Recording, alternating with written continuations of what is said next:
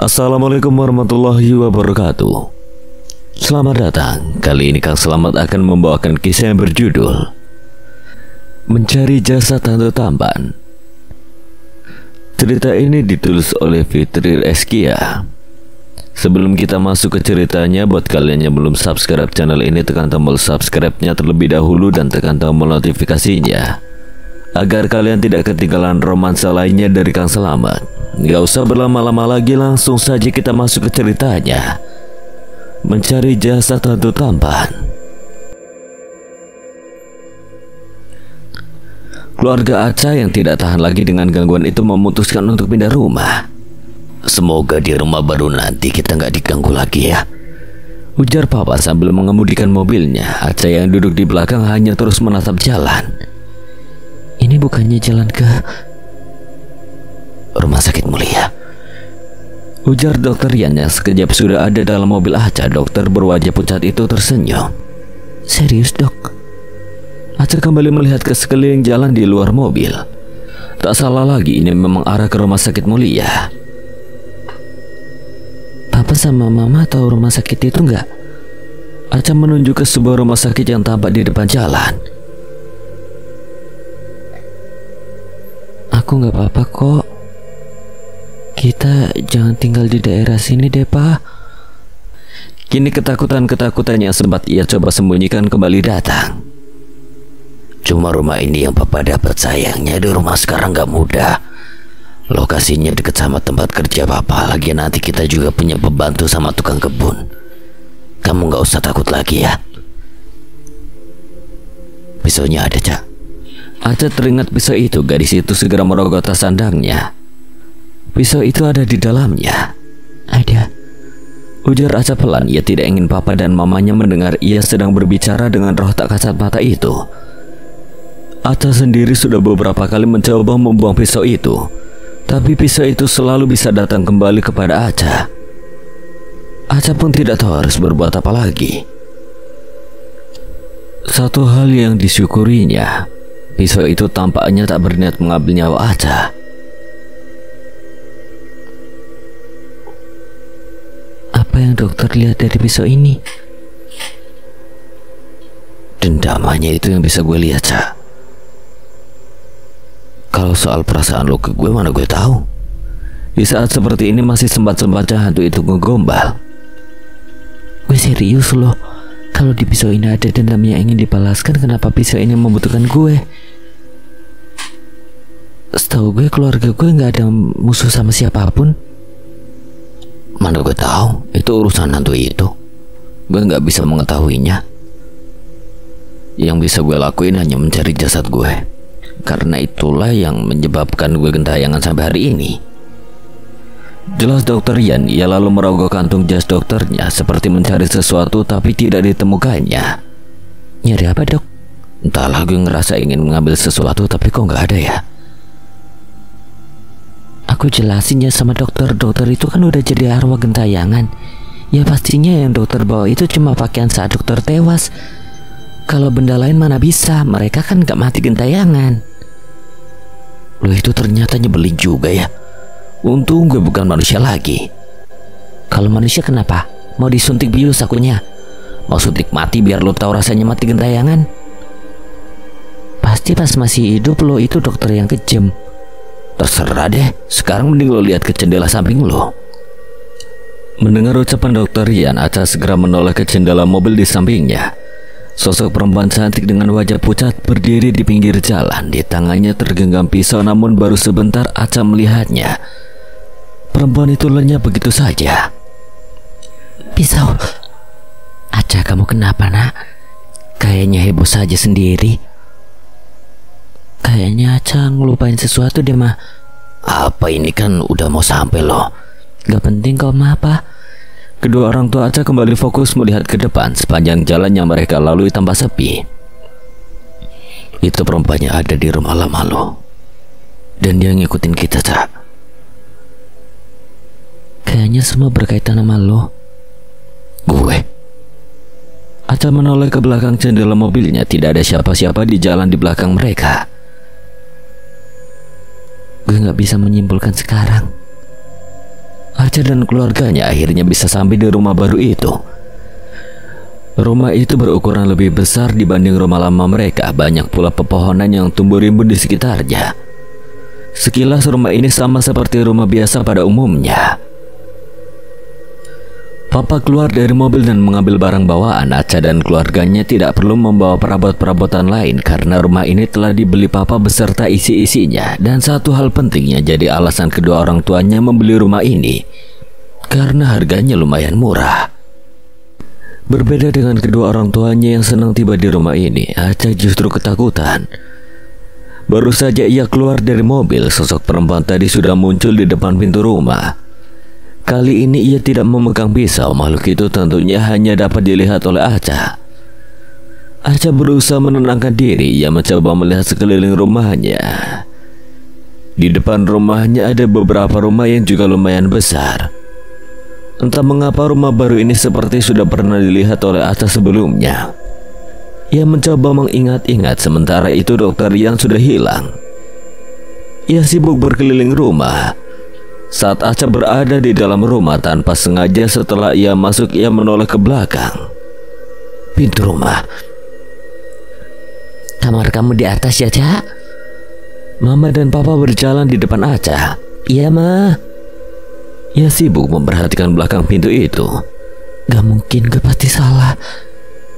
Aca segera mencari jendela terdekat dan membukanya. Halaman penuh bunga melati ada di depannya. Mimpi itu kini jadi nyata. Aca ada di rumah pria yang dikejar-kejar sosok perempuan bernama Rahayu. Mimpi yang datang padanya ketika Aca didatangi perempuan pembawa pisau itu. Tiba-tiba handphonenya berdering. Sebuah panggilan masuk. Aca segera mengambil handphonenya yang ada di dalam tas sandangnya. Ia segera mengangkat telepon itu. Cak, lo pindah rumah ya? Iya Tur, mampir ke sini dong. Ada yang mau gue kasih tahu? Kirim alamatnya ya. Oke. Setelah panggilan berakhir, Aca segera mengirimkan pesan berisi alamat rumah barunya pada Guntur. Gue ngerasa kayak pernah kesini deh. Tiba-tiba Dokter Rian sudah muncul di samping Aca. Gue juga tapi lewat mimpi. Jadi kapan lu ke rumah sakit lagi? Ngapain? Nyari tahu keberadaan jasad gue dong. Ya elah dok, masalah gue aja belum selesai. Lagian rumah sakit mulia deket dari sini, jalan kaki juga bisa. Yang penting sabar. Lu tepatin janji lu ya, bantuin gue. Sekarang masih gue pantau nih. Dokter Rian memasang wajah seriusnya. Bukannya kelihatan tegas, malah semakin seram kelihatannya.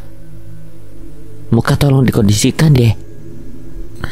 Ia segera beranjak pergi dengan cueknya ke lantai 2. Di sanalah kamar barunya. Gue malah ditinggal. Dokter Rian segera menghilang dan muncul di hadapan Aca. Saat itu Aca baru saja membuka pintu kamarnya. Ia yang telah terbiasa dengan kemunculan mendadak Dokter Rian tidak terkejut.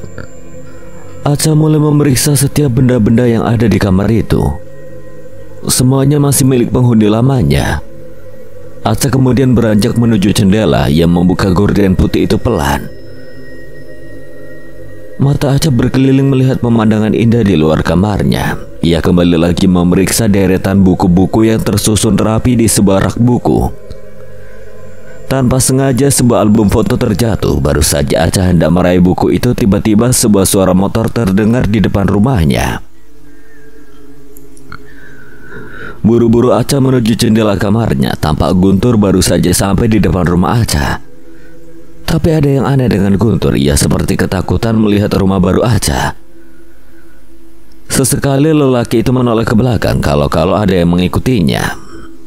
Aca ingin memanggilnya, tapi ia urungkan niat itu karena tiba-tiba Aca melihat sosok laki-laki yang mirip Dokter Alan di belakang Guntur.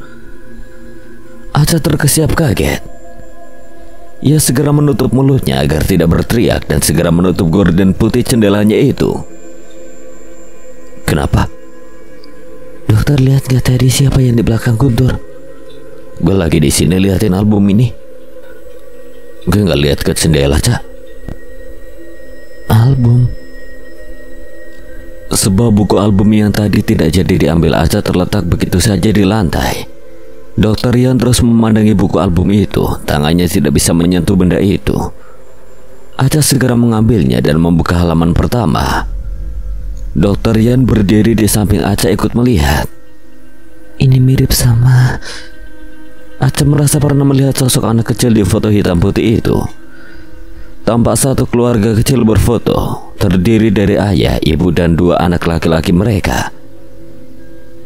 Seorangnya tampak berusia sekitar 10 tahun dan adiknya sekitar 5 tahunan. Guntur,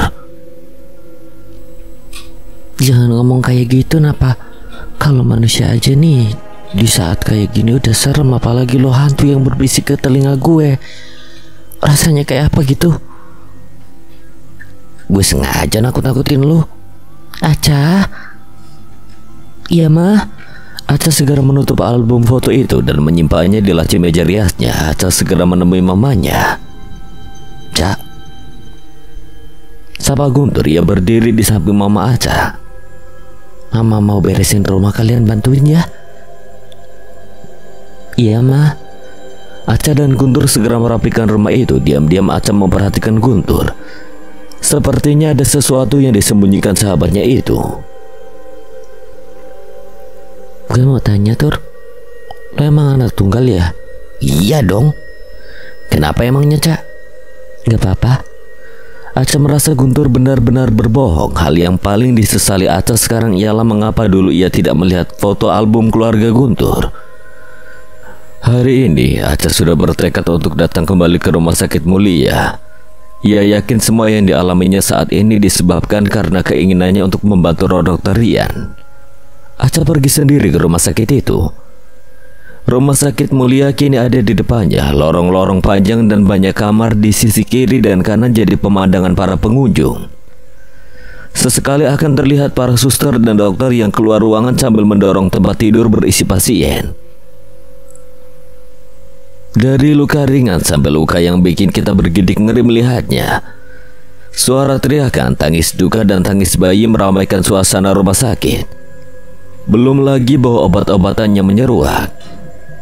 Untuk kedua kalinya ia mendatangi ruang bedah lama, tempat di mana Aca yang pernah terkurung dan bertemu sosok perempuan yang hingga kini terus mengikutinya. Aca berdiri sambil menatap ruangan itu dari luar. Masih sama seperti saat terakhir kali Aca ke sini. Apa yang kamu lihat di sana? Seorang pria parubaya tiba-tiba muncul di belakang Aca. Sontak Aca terkejut. Aca memperhatikan pria itu serius. Di bajunya tertulis namanya Kusno. Maaf, saya sedang mencari tahu tentang Dr. Rian yang dulu pernah bekerja di rumah sakit ini. Apakah Bapak kenal? Saya tahu tentang dokter itu, Neng. Tapi beliau menghilang 5 tahun lalu dan telah dinyatakan meninggal meski keberadaannya belum diketahui. Mungkin Dokter Bima tahu. Dokter Bima?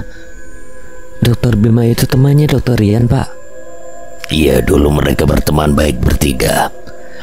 Ada Dokter Alan, Dokter Rian, dan Dokter Bima. Usia mereka tak terpaut jauh. Tapi Dokter Alan sudah meninggal dan Dokter Rian yang telah hilang 5 tahun lalu. Dokter Bima? Setelah Dokter Rian hilang, Dokter Bima harus masuk ke dalam penjara karena sebuah kasus besar. Ketiga dokter ini punya masalah besar 5 tahun lalu. Bapak harus melanjutkan kerja, Nak. Pak, kalau boleh saya tahu, Bapak kenal perempuan bernama Rahayu? Pak Kusno menghentikan langkahnya. Ia menoleh ke belakang dan menatap Aca lama. Jangan sebut nama perempuan itu kalau kamu masih ingin hidup. Bapak kenal. Kamu tidak perlu mencari tahu tentang dia, Nak. Sudahlah, lebih baik kamu pulang saja. Pak Kusno segera berjalan meninggalkan Aca. Aca yang semakin penasaran menyusul Pak Kusno. Saya terus diikuti perempuan itu, Pak. Apa? Pak Kusno benar-benar terkejut. Ceritanya panjang, Pak. Saya mohon Bapak bantulah saya. Keluarga saya terus diganggu oleh dia. Ucapan Aca terhenti. Sosok perempuan itu muncul lagi tepat di belakang Pak Kusno. Aca seketika jatuh pingsan. Seharusnya gue gak pernah punya saudara kayak lu. Bentak Guntur pada seorang pria berusia sekitar 30 tahunan. Pria itu hanya terus memandangi taman rumah sakit jiwa. Udah 4 tahun sampai hari ini dan lu belum juga sembuh-sembuh. Sekarang akibat perbuatan lu itu gue yang harus menanggungnya. Guntur mengguncang tubuh pria itu beberapa kali. Pria itu malah tertawa sambil menunjuk-nunjuk pohon besar yang berada beberapa meter dari duduknya. Siapa yang lu tunjuk? Perempuan itu lagi. Jawab. Aku jahat. Jahat ya. Dasar gila. Guntur segera beranjak dari duduknya dan pergi dari rumah sakit jiwa itu. Pikiran Guntur makin kacau. Kini masalah keluarganya tidak hanya ia yang merasakan, tapi juga keluarga Aca. Keluarga gadis yang ia cintai. Meski selama ini Aca hanya menganggap Guntur sebagai sahabat, tapi Guntur tetap mencintai Aca dan sampai hari ini masih begitu. Sudah 4 tahun ia merahasiakan semua masalah ini, menguburnya jauh-jauh, berharap keluarganya bisa hidup tenang. Tapi semua gagal. Tidak bisa lewat Guntur, maka akan datang lewat orang-orang yang dicintai Guntur. Aduh. Aca mengusap kepalanya. Ia akhirnya sadarkan diri. Kini ia berada di sebuah kamar yang pintunya terbuka. Aca bangkit dari pembaringan dan keluar dari kamar itu. Seorang perempuan parubaya sedang duduk sambil menjahit pakaiannya di depan pintu rumah itu. Permisi, Bu. Kamu sudah sadar? Tadi bapak yang bawa kamu ke sini. Ibu ini istrinya Pak Kusno. Ibu itu memberikan senyumannya. Aca melihat sekeliling rumah itu. Rumah itu berada di belakang rumah sakit Mulia. Nah, sebaiknya kamu berhenti mencari tahu tentang Rahayu. Tapi kenapa, Bu? Biarkan dia tenang di alamnya. Dia tidak tenang, Bu. Dia terus menghampiri keluarga saya. Apa ada anggota keluarga kamu yang meninggal setelah diganggu Rahayu? Aca benar-benar terkejut dengan ucapan ibu itu. Ia ingat Biina, pembantunya yang telah meninggal. Kalau keluarga tidak, tapi pembantu saya yang mengalaminya. Ia tewas saat disuruh mama saya membuang pisau yang tiba-tiba ada di kamar saya. Sebaiknya kamu harus segera mencari Dokter Bima. Tapi saya tidak tahu tentang dia. Temui adiknya, nama adiknya Guntur. Guntur? Iya, Dokter Bima hanya punya satu saudara laki-laki bernama Guntur. Dulu Dokter Bima tinggal tidak jauh dari sini. Dia tinggal di... Ibu itu menyebutkan alamat lama Dokter Bima. Sekarang saya tinggal di situ, Bu. Wajah Aca kini berubah. Ia benar-benar ketakutan. Kamu temui saja Dokter Bima. Ibu parubaya itu beranjak dari duduknya sambil menangis. Ia segera masuk ke kamarnya. Kini Aca makin tak kuat menghadapi masalah ini. Sehabis pulang dari rumah sakit, Aca segera menemui Guntur. Ia ingin memastikan apakah Guntur yang ia kenal sama dengan Guntur adiknya Dokter Bima itu.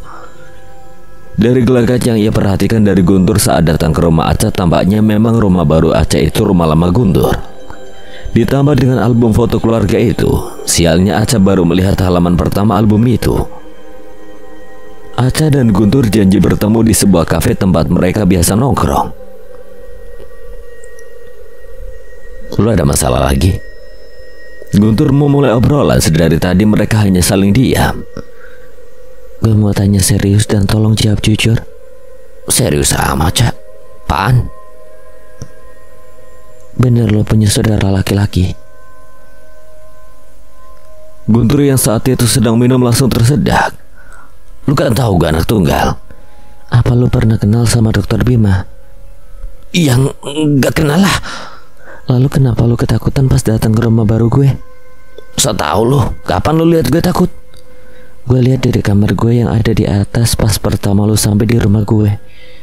Dan saat itu gue lihat di belakang lu ada sosok mirip Dokter Alan. Maaf, saya gue harus pulang sekarang.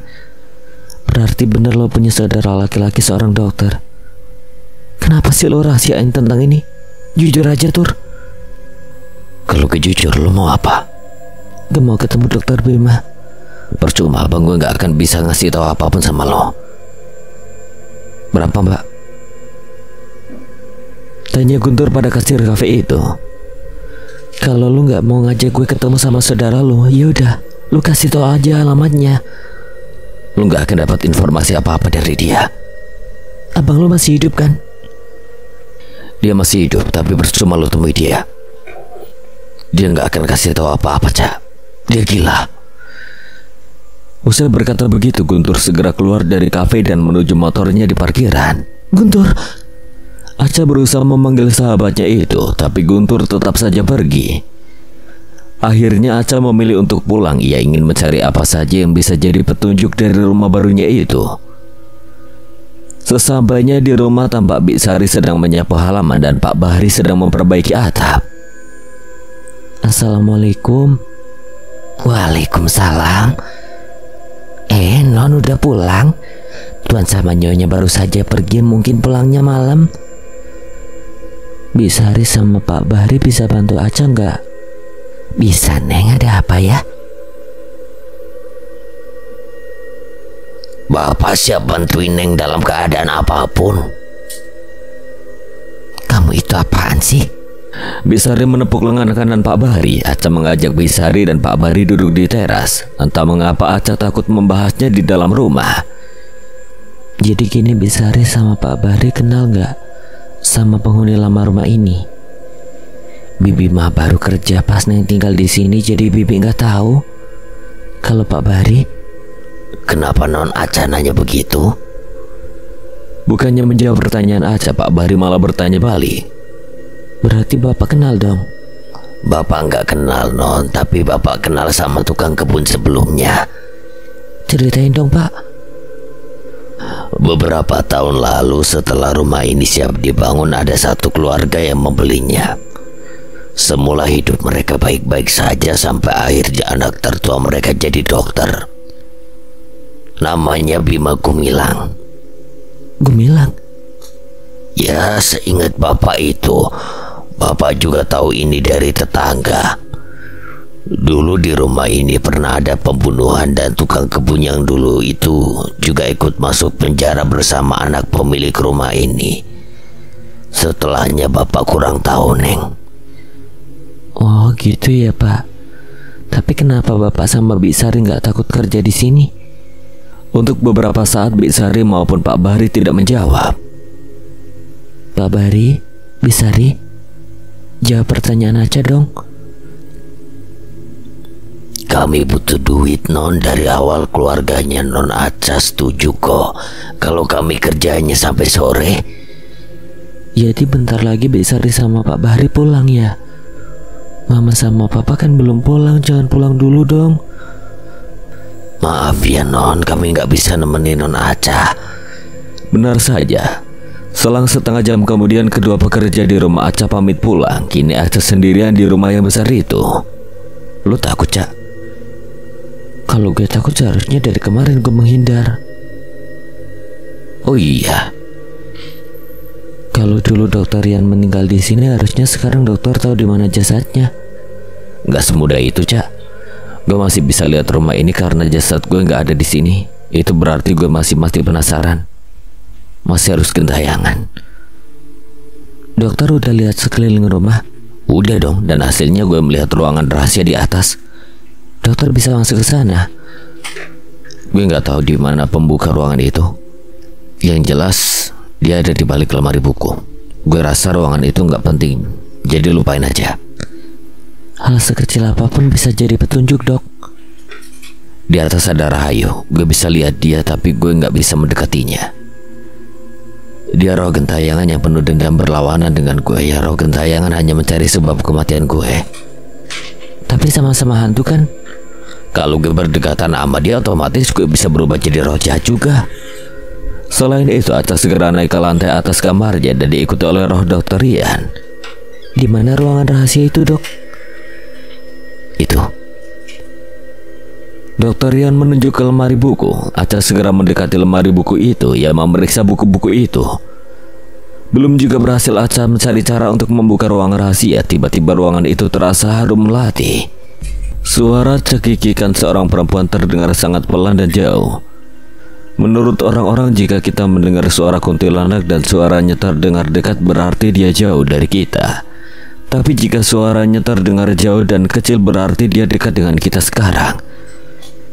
Tiba-tiba pintu kamar Aca justru bergerak sendiri, membuka dan menutup dengan cepat. Aca gemetar ketakutan, ingin berteriak tapi suaranya tidak mampu keluar. Sosok perempuan itu muncul dan berdiri di daun pintu. Bajunya putih dan rambutnya hitam panjang semampai hingga menutupi wajahnya. Tangannya berlumuran darah. Perempuan itu menengadah. Dia adalah perempuan yang ada dalam foto yang barusan ditemukan Aca. Rahayu, Rian. Perempuan itu mendekat ke arah Aca. Jangan, Rahayu. Dokter Rian berusaha menjauhkan Aca dari Rahayu. Percuma saja. Dokter Rian juga roh, tangannya saja tidak mampu menyentuh tangan Aca. Kini wajah menakutkan perempuan itu terpampang di depan Aca. Bau amis menyeruak. Aca terdiam ketakutan. Perempuan itu menyeringai. Pandangan Aca semakin pudar, tapi sebelum ia pingsan ia sempat melihat kalung perempuan itu.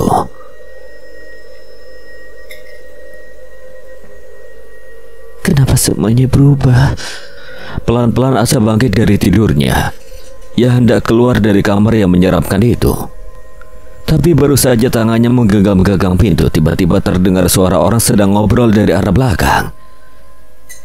Aca menoleh ke sumber suara. Anehnya ia tidak merasa takut sedikit pun. Jadi kapan kita nikah? Kamu yang sabar dong, aku pasti nikahin kamu. Tapi mau gimana lagi? Ada Alan, pacar kamu itu. Kedua orang itu duduk membelakangi Aca. Pria itu lalu mengusap rambut si perempuan. Aku gak cinta sama dia, aku cintanya sama kamu. Kasih aja Alan untuk Susan. Tiba-tiba kedua orang itu menghilang. Aca merasa semua yang dilihatnya benar-benar membuat ia bingung. Aca berjalan menuju ruang keluarga. Di sana ada perempuan tadi. Perempuan itu memakai baju berwarna biru. Aku gak percaya kamu hamil. Aku beneran hamil anak kamu. Kehamilanku baru 2 bulan. Tapi aku belum siap nikahin kamu. Aku butuh persetujuan orang tuaku. Orang tua kamu pasti setuju. Mereka juga senang banget aku sama kamu. Tapi aku belum siap. Bilang aja kalau kamu gak mau nikahin aku. Kamu jahat, Bim. Perempuan itu mulai menangis. Pria itu mulai iba. Ia mendekati perempuan itu. Kamu gugurin aja kandungannya ya. Apa? Kamu gila? Kamu itu dokter, tapi kau malah menyuruh aku gugurin kandunganku sih. Siapa tahu dia bukan anakku. Kamu bisa aja hamil sama yang lain. Kamu jahat, Bima. Jahat. Perempuan itu tidak bisa lagi menahan amarahnya. Ia memukul pria itu sekuat yang ia mampu sambil terus terisak. Perempuan itu segera mengambil pisau yang terletak di atas meja. Pisau yang tadi digunakan untuk memotong buah. Kalau gitu kamu harus mati. Teriak perempuan itu histeris. Ia segera mengarahkan pisau itu ke pria di depannya.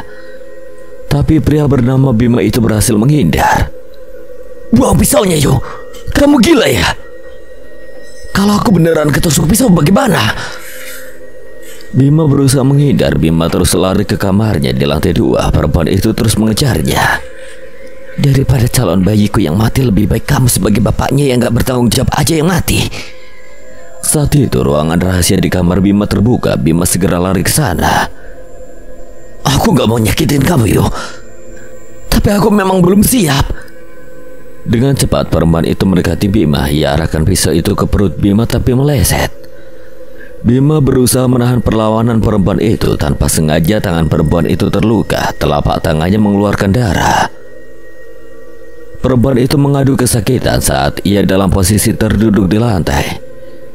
Sebuah peti terbuka lebar. Di atasnya ada beberapa surat dan foto mereka berdua. Perempuan itu mengambil foto itu sesaat. Foto itu kemudian ditaruh lagi, lengkap dengan lumuran darah tangannya yang tertinggal di foto.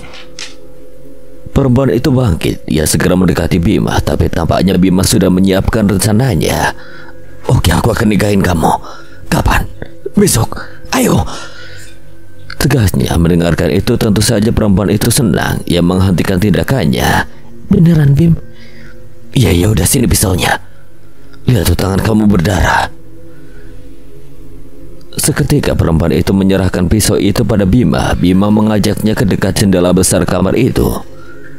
Bima memeluk gadis itu dari belakang.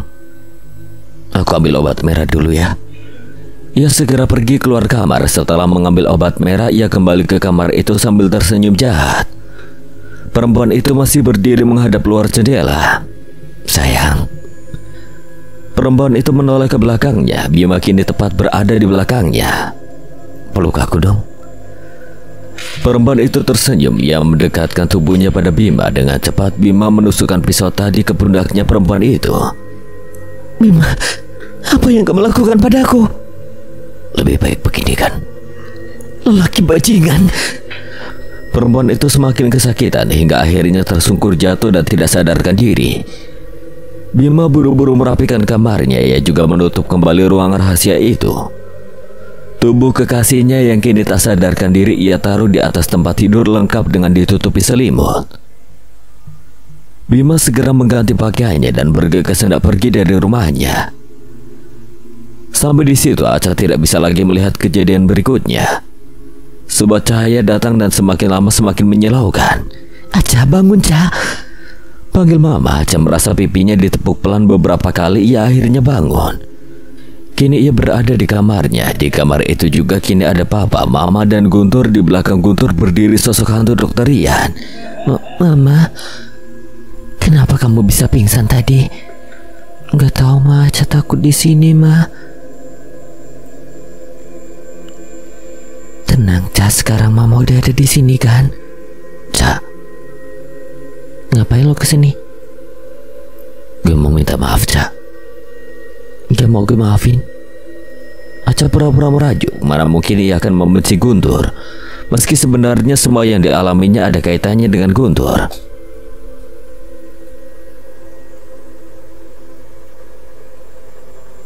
Maafin lo bersyarat. Apapun gue lakuin. Buktiin sama gue. Guntur membuktikan keseriusannya dengan membawa Aca bertemu dengan abangnya, Dr. Bima. Mereka datang ke sebuah rumah sakit jiwa. Saat itu sedang jam makan siang. Saat mereka datang ke rumah sakit jiwa itu tampak ramai para pasien berkeliling. Ada yang sibuk dengan makan siangnya, ada pula yang sibuk dengan mainannya.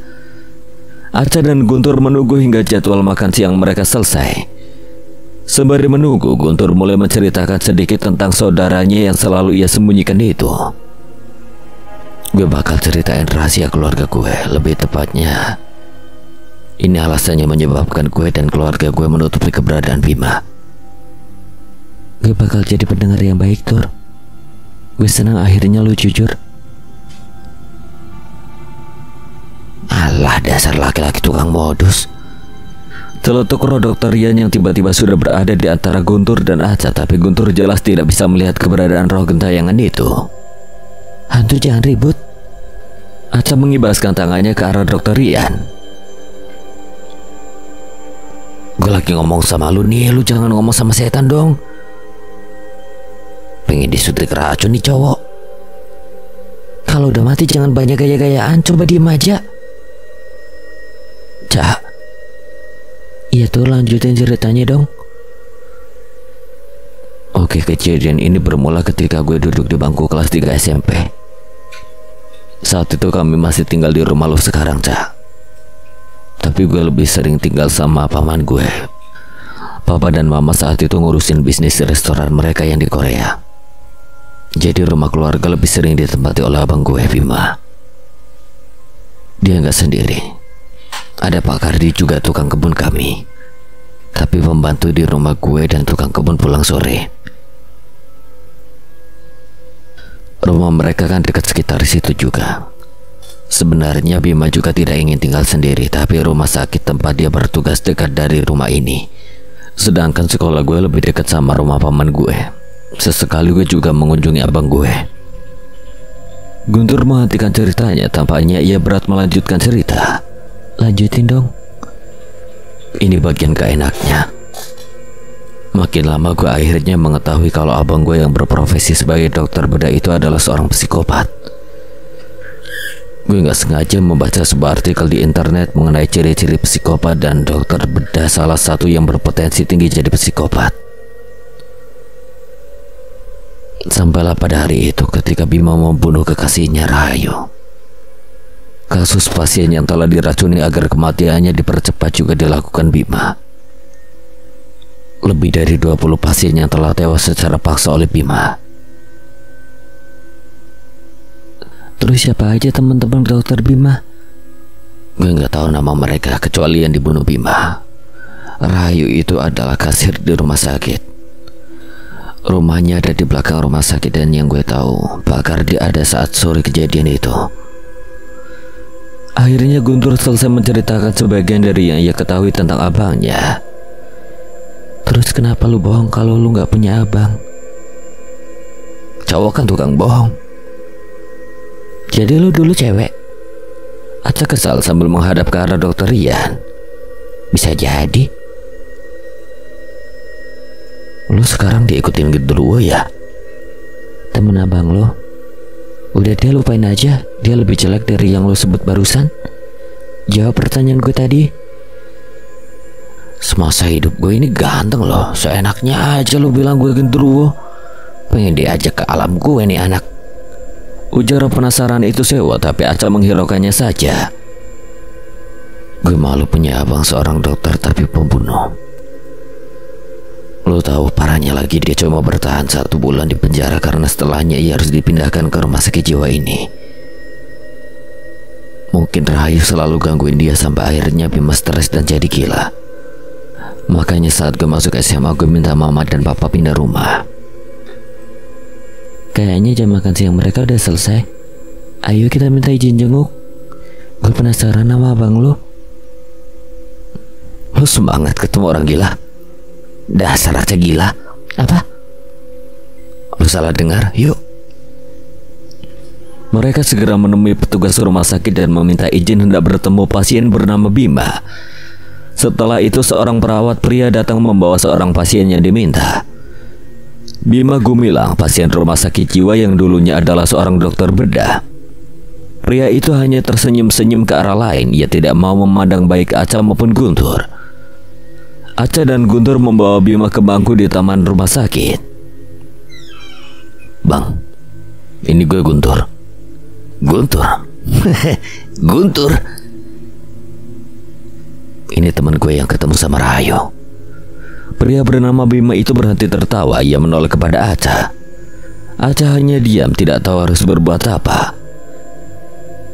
Pria itu kembali tertawa dan mengalihkan pandangannya ke kiri dan kanan. Bim, ini gue Rian. Roh gentayangan itu kini berdiri di depan Bima. Sontak Bima terkejut dan beranjak dari duduknya. Dia bisa lihat gue. Dia nggak lihat dokter.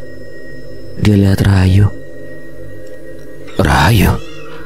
Roh dokter Rian menoleh ke belakangnya. Sosok Rahayu berdiri sambil terus menatap ke arah Bima. Perempuan itu menyeringai. Dokter mana? Tur, kalau abang lu nggak bisa diajak bicara ya udah kita pulang dulu aja yuk. Aca memohon. Raut wajahnya ketakutan. Aca memang sangat takut dengan hantu perempuan bernama Rahayu itu. Aca benar-benar ketakutan berada di dekat roh yang penuh dendam. Guntur kemudian memanggil perawat dan menyuruhnya membawa kembali Bima. Pertemuannya dengan Bima sangat singkat memang, tapi Aca berniat dalam hatinya akan datang ke sini lagi sekali lagi. Ia curiga kalau Bima sebenarnya sekarang sudah sembuh dari penyakit kejiwaannya. Hari ini Aca memutuskan untuk masuk kuliah karena ia sudah banyak ketinggalan materi kuliahnya. Ia mengendarai motor matic berwarna biru. Setelah sampai di kampusnya, Aca segera mencari tempat parkir yang masih kosong dan memarkirkan motornya di sana. Cak, tegur seseorang sambil menepuk pundak kanan Aca pelan. Gadis itu menoleh ke belakang. Itu Rasti, teman seangkatannya tapi beda kelas. Ya Ras, gue ada perlu nih sama lu. Bisa minta waktu lu bentar gak? Aca kemudian mengecek arloji di tangan kirinya. Mata kuliahnya hari ini ada setengah jam lagi. Iya bisa, ada apa ya? Sekalian sambil jalan ke kelas yuk. Mereka pun berjalan meninggalkan parkiran. Gimana nanya lu sama Guntur itu pacaran? Aca kebingungan harus jawab apa. Selama 5 tahun kenal dengan Guntur, mereka memang tidak pernah pacaran. Tapi Aca udah lama memendam perasaan pada sahabatnya itu. Entahlah dengan Guntur. Tapi kalau dia katakan Guntur pacarnya rasanya belum resmi. Kok diem sih? Berarti benar kalian pacaran? Enggak kok, kami nggak pacaran. Lagian Guntur bukan tipe gue. Beneran kalian nggak pacaran? Iya, kenapa sih? Jadi gue suka sama Guntur, please bantuin gue dong.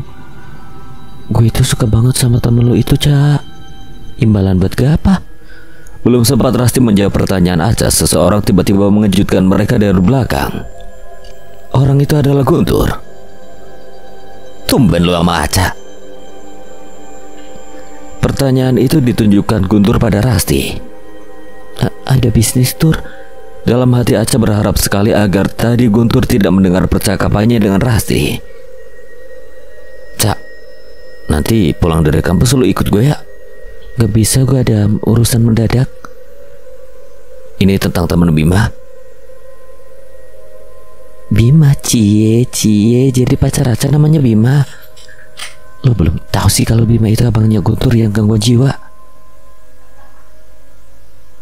Aca emang cocok sama Bima. Celetuk roh dokter Rian yang tiba-tiba muncul.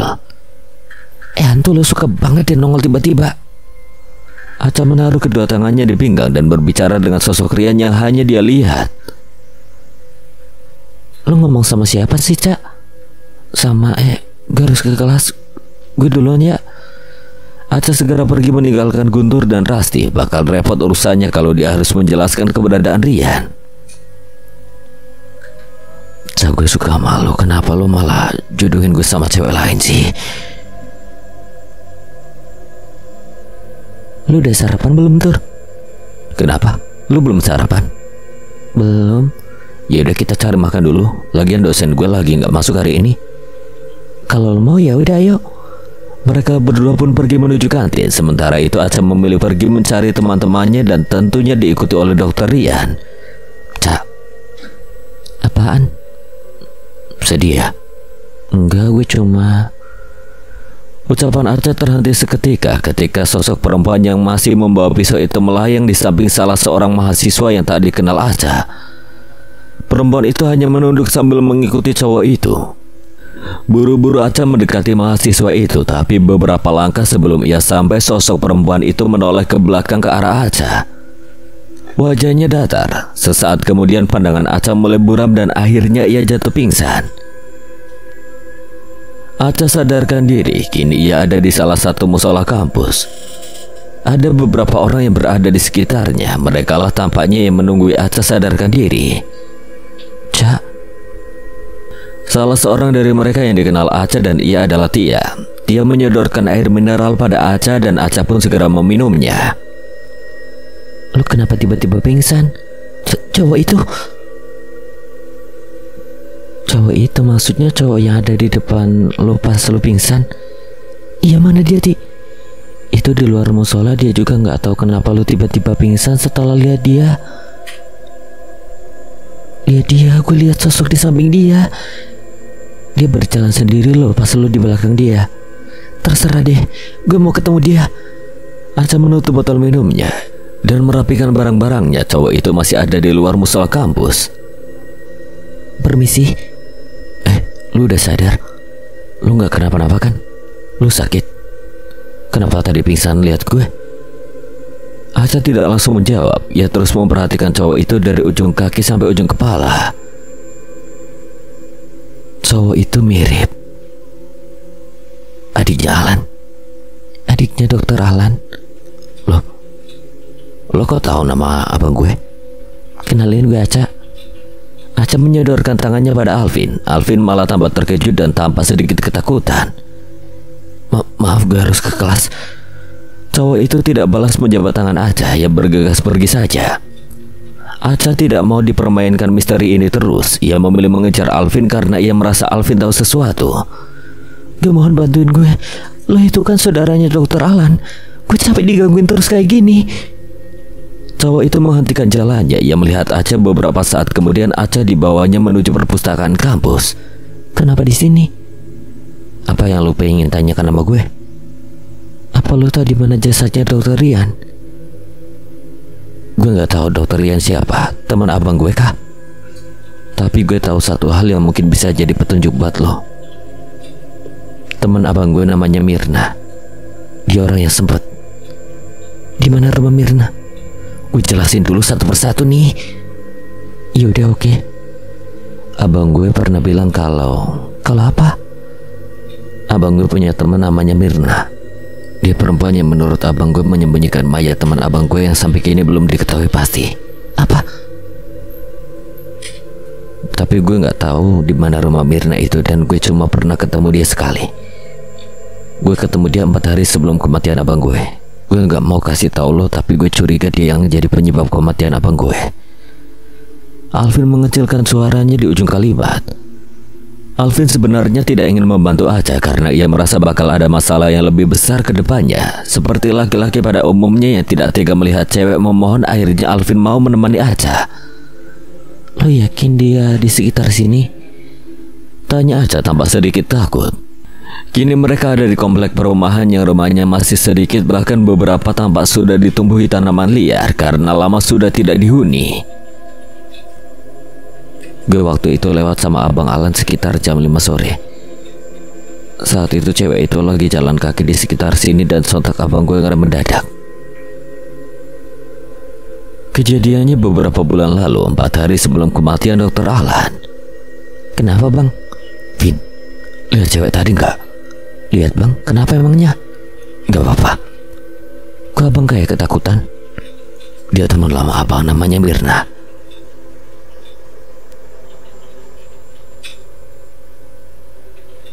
Cak, pria berbaju dokter itu muncul di jok belakang mobil Alvin. Ingat sesuatu dok? Alvin yang melihat tingkah Aca berbicara sendiri langsung bertanya. Lu ngomong sama siapa? Lu Indigo? Gue panjang ceritanya, nanti gue ceritain. Alvin terus memperhatikan bangku belakang yang kosong. Dasar cewek aneh, tapi cantik sih. Tiba-tiba seseorang berjubah mengetuk jendela. Itu bukan jubah tapi jas hujan berwarna hitam. Jangan buka jendelanya, Vin. Aca takut kalau itu penjahat yang hendak merampok mereka, mengingat lokasi sekitar sangat sepi. Karena pintu jendela tak kunjung dibuka, akhirnya orang yang mengetuk itu membuka penutup kepalanya, seorang kakek-kakek. Alvin kemudian membuka jendela mobil. Ada apa, kek? Kalian ngapain di sini? Nyari rumah Mirna. Apa kakek tahu rumahnya? Perempuan jahanam itu tinggal di ujung jalan ini. Perempuan jahanam? Maksud kakek apa? Dia pembunuh. Dia pembunuh. Kakek itu tertawa lepas dan tanpa izin segera pergi dari hadapan Alvin. Sepertinya kakek itu sedikit mengalami stres, kemungkinan karena faktor usia juga. Kakek! Alvin tidak keluar mobil untuk mengejar kakek tersebut. Alvin, udah biarin aja kakeknya. Kita coba aja ikuti kata kakek itu. Mendengar Aca memohon, akhirnya Alvin tidak jadi keluar mobil. Mobil melaju sampai mereka hanya menemukan satu rumah yang dikelilingi banyak tumbuhan. Saat itu ada perempuan sedang menyapu halaman. Alvin dan Aca segera keluar dari mobil hendak bertanya. Assalamualaikum, permisi mbak. Waalaikumsalam, ada apa ya? Perempuan itu melihat Aca dan Alvin sekilas kemudian kembali menunduk. Apa mbak tahu rumah perempuan bernama Mirna? Dia... Perempuan itu bingung hendak berkata apa. Sakit perut gue. Dokter Ian berteriak kesakitan, tapi hanya diketahui Aca. Kenapa mbak nunduk terus? Kami bukan orang jahat kok. Alvin tidak bisa melihat dengan jelas wajah perempuan itu, tapi ia seperti pernah melihatnya. Sementara itu roh Dokter Ian terus menahan rasa sakitnya. Itu adalah rasa sakit yang dialaminya saat ia ditusuk pisau oleh pembunuhnya. Mbak Mirna sedang pergi keluar kota. Saya pembantu di rumah ini. Bisa minta nomor teleponnya? Bisa. Perempuan itu kemudian menyebutkan nomor handphone pribadi Mirna. Ya udah, kalau memang Mbak Mirnanya lama baliknya, mungkin sebaiknya lain kali kami datang ke sini, Mbak. Makasih ya, Mbak. Dia Mirna, seru Alvin dalam hati. Ia akhirnya bisa melihat wajah perempuan itu saat ia menyebutkan nomor telepon pada Aca. Itu adalah perempuan yang disebutkan abangnya dulu. Kalian ada perlu apa sama beliau? Mbak bisa sampaikan saat beliau kembali. Kami mau menyampaikan pesan dari teman beliau yang namanya Dr. Bima. Aca sengaja begitu untuk mengetahui reaksi perempuan di depannya itu. Apa pesannya? Sementara Aca berbicara, Alvin malah sibuk menahan rasa sakit di kepalanya. Nanti saja kami sampaikan kalau sudah ketemu Mbak Mirna. Sekali lagi makasih ya Mbak. Ya udah kalau begitu hati-hati ya. Ayo Vin pulang. Aca menarik tangan Alvin ke mobil. Alvin mengiyakan ajakan Aca. Ia kini makin penasaran dengan perempuan itu. Kenapa pula harus menutupi kalau dirinya memang Mirna? Kejadiannya sudah lama, gak mungkin dituntut lagi sama polisi kan? Dari awal pembicaraan dengan perempuan itu memang tampaknya dia tidak tersenyum sedikit pun. Bahkan dia seperti menyembunyikan ketakutannya terus-menerus. Setelah mobil Alvin benar-benar jauh dari lokasi tadi, barulah Aca memberanikan diri bercerita dengan Alvin. Vin, tadi kenapa lu kayak nahan rasa sakit gitu? Gue emang sering ngerasain itu semenjak gue balik dari rumah sakit mulia ngeliat abang gue yang ditemukan meninggal. Gue ngerasa lo sama gue dibawa buat mecahin kasus kematian dari masa lalu dokter-dokter itu deh. Dokter-dokter? Abang lo dan teman-temannya di rumah sakit mulia 5 tahun silam. Cah, tadi kenapa lu buru-buru mau pulang pas kita nanya sama mbak itu, padahal lu penasaran kan? Itu pembantunya kok ngapain banyak nanya? Kita itu nyarinya Mbak Mirna bukan pembantunya. Jelas Aca tegas. Sekali lagi Alvin hanya mampu mengiyakan. Ia ingin mengikuti permainan Mirna ini. Angkat dong Tur, gerutu Aca sambil terus menunggu teleponnya diangkat oleh Guntur. Ini sudah kali ke-6 teleponnya belum diangkat. Aca berada di tepi jalan raya. Tadi saat ia hendak berangkat ke kampus, ban motornya bocor dan sekarang ia sedang menunggu angkot sambil berharap Guntur mau menjemputnya. Tiba-tiba sebuah mobil yang tidak dikenali Aca berhenti di depannya. Pengemudi mobil itu segera membuka jendela yang dekat dengan Aca berdiri. Alvin, banyak juga ya mobil nih cowok. Ngapain lu di situ? Minta sumbangan? Ini cowok nyebelin banget sih. Nungguin angkot. Motor lu mana? Tadi bannya bocor. Ya udah, lu bareng gue aja. Meski ini tawaran yang bagus karena angkot tak kunjung datang, tetap saja kalau yang punya mobil Alvin rasanya bakal gak enak. Makasih ya, tapi gue nunggu angkot aja. Kalau itu mau lu ya udah. Alvin segera menutup kembali jendelanya. Meski begitu mobil itu tidak langsung berjalan. Malahan Alvin keluar dari mobilnya dan segera menghampiri Aca. Gak usah nolak bisa nggak? Tanpa menunggu jawaban Aca, cowok itu segera menarik tangan gadis itu dan membukakan pintu mobilnya. Masuk. Iya deh. Setelah Aca masuk ke dalam mobilnya, Alvin ikutan menyusul. Mobil kemudian melaju menuju kampus. Ca. Iya. Gue sebenarnya mau ngomong sesuatu sama lo, makanya gue maksa lo naik mobil gue. Jadi lu gak ikhlas? Jangan diem aja, Cak. Lu terpaksa gitu ngeter gue? Jangan marah dong. Dengerin dulu penjelasan gue. Alvin menyadari perubahan wajah Aca atas ucapannya tadi. Gema turun aja. Jangan masukin hati apa, Cak. Sontak Alvin menarik tangan Aca, tapi tepat di saat itu ia merasa ada yang aneh. Alvin merasa ada yang memperhatikan mereka dari jok belakang. Buru-buru Alvin melepaskan tangan Aca. Jangan berani-beraninya pegang tangan Aca. Aku yang ngerasa ada yang duduk di belakang, tapi kan di belakang kosong. Makanya lu jangan macam-macam sama gue. Lupain aja soal yang barusan. Gue mau bilang sesuatu yang penting nih sama lu. Apa? Lu tahu tentang perempuan, lebih tepatnya dia makhluk halus yang rambutnya panjang dan sering membawa pisau. Hah? Lu bisa lihat dia? Aca tak mengerti dengan ucapan Alvin. Jika Alvin melihat Rahayu, kenapa dia tidak melihat Dr. Rian? Gue kemarin malam pas nganter lo pulang lihat dia di teras rumah lo. Sebelumnya gue sempat lihat dia di kampus beberapa kali. Alvin teringat kejadian 2 minggu lalu saat prodinya ngadain acara. Di situ Alvin jadi panitia dan akibat banyaknya yang dikerjakan, Alvin pulang sehabis maghrib dari kampus. Pulang lama itu terjadi 3 hari berturut-turut dan selama itu pula dia melihat perempuan itu di dekat mobilnya setiap mau pulang. Gue masih belum bisa jelasin sama lo, tapi gue rasa dia itu roh gentayangan yang pengen balas dendam sama orang-orang yang sudah membunuh dia. Bima, kita nggak usah masuk kuliah ya hari ini. Oh enggak, gue mau kuliah.